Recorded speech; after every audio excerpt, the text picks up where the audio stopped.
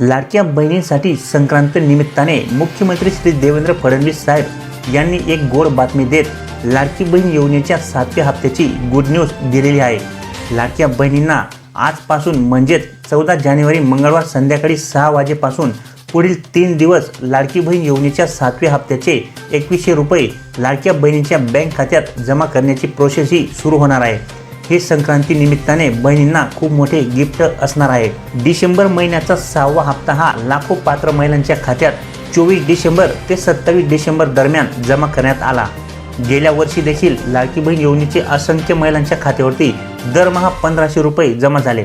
म्हणजेच 2023 मध्ये हे पैसे महिलांच्या बँक खात्यावरती याचप्रमाणे जमा झाले। आता महिलांना नवीन वर्षात देखील या योजनेचे पैसे मिळणार आहेत। जानेवारीमध्ये महिलांच्या खात्यात 7वा हप्ता जमा होणार आहे आणि आनंदाची बातमी म्हणजे तो हप्ता आज संध्याकाळी 6 वाजेपासून संक्रांत सणाचे औचित्य साधून महिलांचा आनंद द्विगुणित करण्यासाठी सरकारकडून संक्रांती निमित्ताने आजपासूनच पुढील 3 दिवस जमा केला जाणार आहे।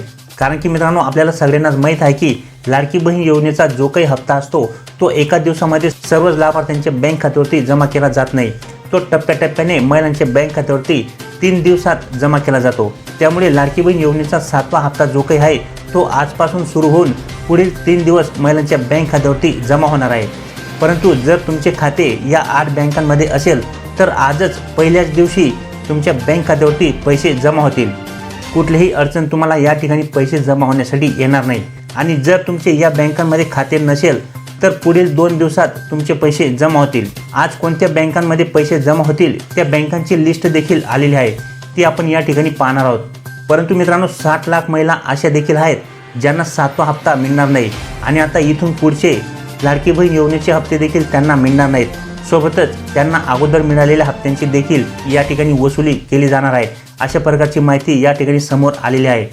निकषांना डावलून ज्या महिलांनी लाडकी बहीण योजनेचा लाभ घेतलेला असेल अशा 60 लाख महिलांना या योजनेतून बाहेर करण्याची प्रक्रिया शासनाने सुरू केलेली आहे। जसे की संजय गांधी योजनेच्या लाभार्थी महिला, घरी 4 चाकी वाहन असलेल्या महिला, वार्षिक उत्पन्न 2.5 लाखांपेक्षा पुढे असणाऱ्या महिला, अशा जेवढ्या पण महिला आहेत की ज्यांनी या योजनेच्या निकषांच्या बाहेर जाऊन या योजनेचा लाभ घेतलेला आहे त्यांना लाडकी बहीण योजनेचा 7वा हप्ता तर मिळणार नाहीच, परंतु इथून पुढे देखील त्यांना या योजनेचे हप्ते हे मिळणार नाहीत।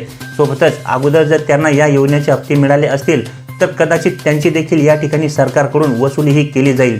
मित्रांनो, मुख्यमंत्री माझी लाडकी बहीण योजना राज्य सरकारची गरजू व गरीब महिलांसाठी सुरू केलेली महत्त्वाची अशी योजना आहे। या योजनेच्या माध्यमातून लाडक्या बहिणींना आतापर्यंत 9000 रुपये मिळालेले आहेत। म्हणजेच आतापर्यंत या योजनेचे 6 हप्ते महिलांना मिळाले आहेत। आता नुकताच या ठिकाणी डिसेंबरचा हप्ता महिलांच्या बँक खात्यावरती जमा झाला आणि आता जानेवारीचा 7वा हप्ता देखील महिलांच्या बँक खात्यावरती जमा करण्यासाठी सरकारने संक्रांतीचा मुहूर्त साधण्याचा निर्णय घेतलेला आहे। त्यामुळे लाडक्या बहिणींची संक्रांत या ठिकाणी गोड होणार आहे आणि ज्यांना पैसे आले नसतील, म्हणजेच अगोदर ज्या महिलांना या योजनेचे पात्र असून देखील पैसे मिळाले नसतील त्यांच्या देखील बँक खात्यावरती त्यांचे राहिलेले हप्ते हे या ठिकाणी मिळणार आहेत। त्यामुळे सर्वच महिलांची संक्रांत या ठिकाणी गोड करण्याचा निर्णय शासनाकडून घेण्यात आलेला आहे। परंतु या ठिकाणी ज्या काही 60 लाख महिला आहेत की ज्यांना या ठिकाणी हप्ता मिळणार नाहीये, ज्यांनी निकषांच्या बाहेर जाऊन लाभ घेतलेला आहे, त्यांची पडताळणी देखील या ठिकाणी सुरू झालेली आहे। त्यामुळे महिलांना महत्त्वाची सूचना म्हणजे ज्या महिलांचे पैसे आज किंवा उद्यामध्ये जमा होतील त्यांनी लगेच बँकेतून ते पैसे काढून घ्यायचे आहेत। कारण की आता सरकारकडून अपात्र असणाऱ्या महिलांची पडताळणी सुरू झाली आहे आणि अशा अपात्र असलेल्या महिलांकडून वसुली देखील होणार आहे। त्यामुळे तुमचे पैसे आज उद्यामध्ये जे काही जमा होतील ते पैसे तुम्ही बँकेतून लगेच काढून घ्यावेत। अन्यथा जर तुम्ही या ठिकाणी कुठल्याही निकषांमध्ये बसल्या नाहीत तर तुमचे पैसे देखील सरकार वरते करून घेईल। आता तुम्ही म्हणाल की योजनेत तर नवीन काहीच बदल झालेला नाही आहे आणि योजनेचे निकष देखील बदललेले नाही आहेत, मग पडताळणी कसली होणार? तर माता भगिनींनो, बरोबर आहे, योजनेत काहीही बदल झालेले नाही आहेत किंवा या योजनेच्या निकषांमध्ये देखील सध्या तरी कुठल्याही प्रकारचे बदल या ठिकाणी झालेले नाही आहेत। पण या ठिकाणी जे काही जुने निकष आहेत त्याच निकषांमध्ये या ठिकाणी या गोष्टींचा उल्लेख केलेला आहे आणि या ठिकाणी सरकारने जे काही जुने निकष या ठिकाणी होते त्यांचेच काटेकोरपणे या ठिकाणी पालन करण्याचा निर्णय घेतलेला आहे। आणि या योजनेसाठी खरोखर ज्या महिला पात्र असतील त्यांनाच या योजनेचा लाभ मिळेल अशा पद्धतीने या ठिकाणी पडताळणीही केली जाणार आहे। तसेच बऱ्याचशा विभागाकडून या ठिकाणी शासनाला काही तक्रारी देखील या ठिकाणी प्राप्त झालेल्या आहेत। त्या तक्रारींच्या आधारे या ठिकाणी पडताळणी ही सुरू झालेली आहे। जे काही सरकारने या ठिकाणी जुने निकष या योजनेअंतर्गत लावलेले आहेत ते अशा पद्धतीने आहेत। या निकषांच्या आधारे देखील बऱ्याचशा महिला या योजनेमध्ये अपात्र ठरणार आहेत। तर या ठिकाणी तुम्ही पाहू शकता अपात्रतेचे निकष जे काही आहेत जुने त्याप्रमाणेच या ठिकाणी बऱ्याचशा महिला या अपात्र ठरणार आहेत। पहिला निकष म्हणजे ज्या कुटुंबाचे एकत्रित वार्षिक उत्पन्न हे 2.5 लाखांपेक्षा अधिक आहे त्या महिला या योजनेसाठी अपात्र असणार आहेत। त्याच्यानंतर ज्या कुटुंबातील सदस्य आयकरदाता आहेत ते देखील या ठिकाणी अपात्र असणार आहेत। त्याच्यानंतर सगळ्यात महत्त्वाचा मुद्दा म्हणजे सदर लाभार्थी महिला शासनाच्या इतर विभागामार्फत राबवण्यात येणाऱ्या आर्थिक योजनांद्वारे दरमहा 1500 रुपये किंवा त्यापेक्षा जास्त रकमेचा लाभ घेत असतील अशा महिला देखील या ठिकाणी अपात्र असणार आहेत। म्हणजे ज्या महिला संजय गांधी निराधार अनुदान योजनेचे लाभार्थी असतील त्या महिलांनी देखील या योजनेचा लाभ घेतलेला आहे। अशा महिला आता या ठिकाणी अपात्र होणार आहेत। त्याच्यानंतर या ठिकाणी तुम्ही पाहू शकता 4 चाकी वाहनाविषयी देखील सांगण्यात आलेले आहे की ज्यांच्याकडे 4 चाकी वाहन म्हणजेच ट्रॅक्टर सोडून इतर जर 4 चाकी वाहन तुमच्याकडे असतील त्यांच्या कुटुंबातील सदस्यांच्या नावावरती नोंदणीकृत असतील तर अशा महिला देखील या योजनेमध्ये अपात्र असणार आहेत।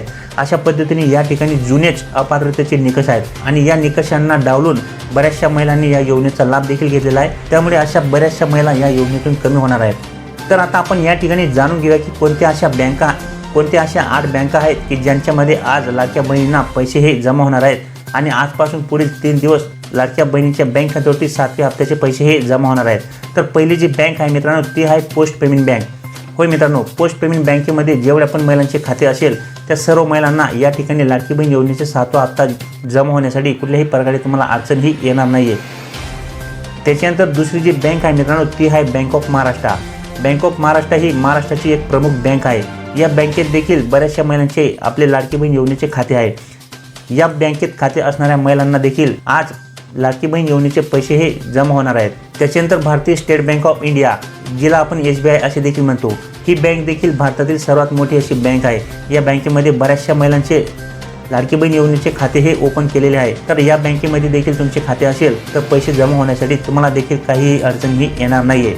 त्याच्यानंतर बँक ऑफ इंडियामध्ये देखील खाते असणाऱ्या महिलांना या योजनेचे पैसे जमा होण्यासाठी अडचण ही येणार नाही आहे। त्याच्यानंतर मित्रांनो HDFC बँक ही खाजगी असली तरी देखील या बँकेमध्ये लाडकी बहीण योजनेचे पैसे हे लगेच जमा होत असतात।